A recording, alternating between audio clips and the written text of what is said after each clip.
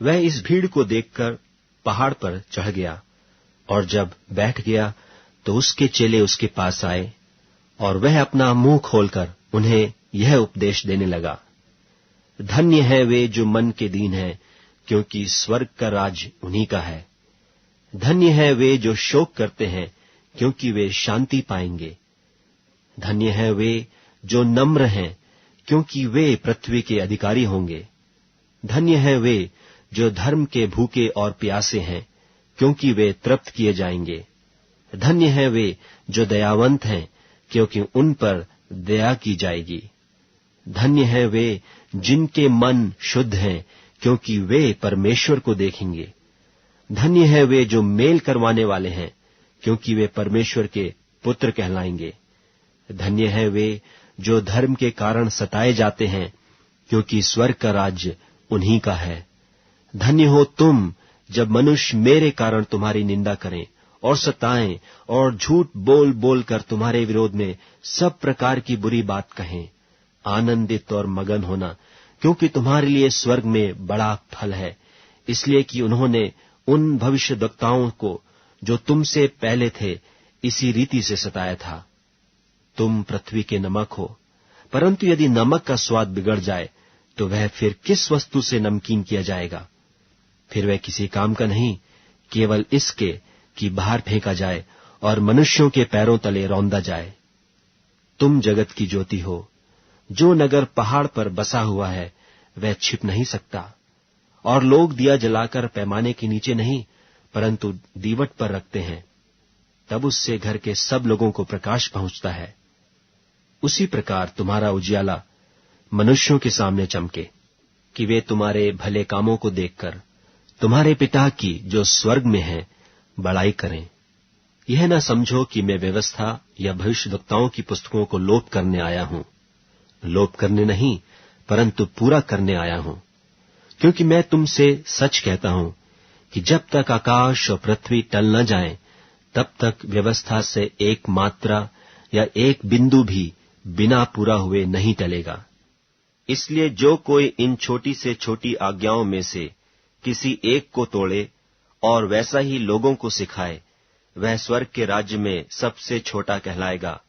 परंतु जो कोई उनका पालन करेगा और उन्हें सिखाएगा, वही स्वर्ग के राज्य में महान कहलाएगा।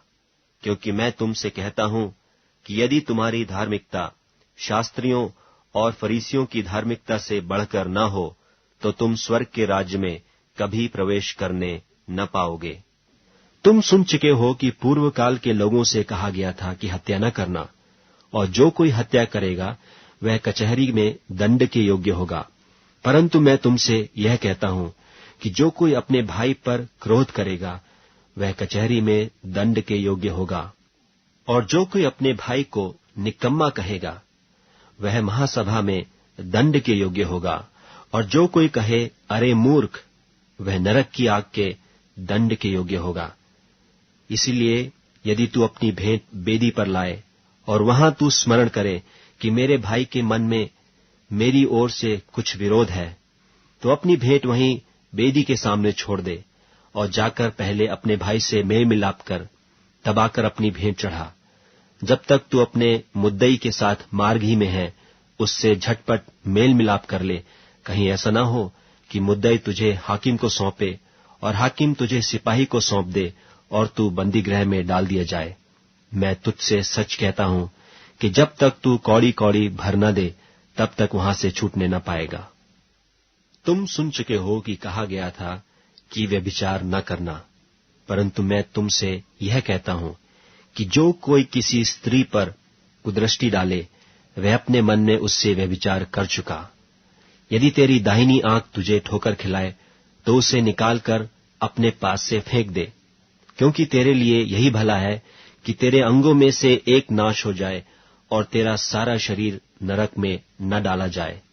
और यदि तेरा दाहिना हाथ तुझे ठोकर खिलाए, तो उसको काटकर अपने पास से फेंक दे, क्योंकि तेरे लिए यही भला है कि तेरे अंगों में से एक नाश हो जाए और तेरा सारा शरीर नरक में न डाला जाए। यह भी कहा गया था कि जो कोई अपनी पत्नी को त्याग दे तो उसे त्याग पत्र दे, परंतु मैं तुमसे यह कहता हूं कि जो कोई अपनी पत्नी को व्यभिचार के सिवा किसी और कारण से छोड़ दे तो वह उससे व्यभिचार करवाता है, और जो कोई उस त्यागी हुई से ब्याह करे वह व्यभिचार करता है। फिर तुम सुन चुके हो कि पूर्व काल के लोगों से कहा गया था कि झूठी शपथ न खाना, परंतु प्रभु के लिए अपनी शपथ को पूरी करना। परंतु मैं तुमसे यह कहता हूं कि कभी शपथ न खाना, ना तो स्वर्ग की, क्योंकि वह परमेश्वर का सिंहासन है, न धरती की, क्योंकि वह उसके पांवों की चौकी है, न यरूशलेम की, क्योंकि वह महाराजा का नगर है। अपने सिर की भी शपथ न खाना, क्योंकि तू एक बाल को भी न उजला न काला कर सकता है।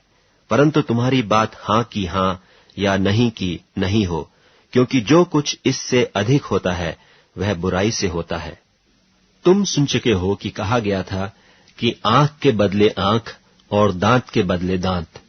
परंतु मैं तुमसे यह कहता हूं कि बुरे का सामना न करना, परंतु जो कोई तेरे दाहिने गाल पर थप्पड़ मारे उसकी ओर दूसरा भी फेर दे। और यदि कोई तुझ पर नालिश करके तेरा कुर्ता लेना चाहे तो उससे दोहर भी ले लेने दे। और जो कोई तुझे कोस भर बेगार में ले जाए तो उसके साथ 2 कोस चला जा। जो कोई तुझसे मांगे उसे दे, और जो तुझसे उधार लेना चाहे उससे मुंह न मोड़। तुम सुन चुके हो कि कहा गया था कि अपने पड़ोसी से प्रेम रखना और अपने बैरी से बैर। परंतु मैं तुमसे यह कहता हूं कि अपने बैरियों से प्रेम रखो और अपने सताने वालों के लिए प्रार्थना करो, जिससे तुम अपने स्वर्गीय पिता की संतान ठहरोगे, क्योंकि वह भलों और बुरों दोनों पर अपना सूर्य उदय करता है और धर्मियों और अधर्मियों दोनों पर मेह बरसाता है। क्योंकि यदि तुम अपने प्रेम रखने वालों ही से प्रेम रखो तो तुम्हारे लिए क्या फल होगा? क्या महसूल लेने वाले भी ऐसा ही नहीं करते? और यदि तुम केवल अपने भाइयों ही को नमस्कार करो तो कौन सा बड़ा काम करते हो? क्या अन्य जाति भी ऐसा नहीं करते? इसलिए चाहिए कि तुम सिद्ध बनो जैसा तुम्हारा स्वर्गीय पिता सिद्ध है।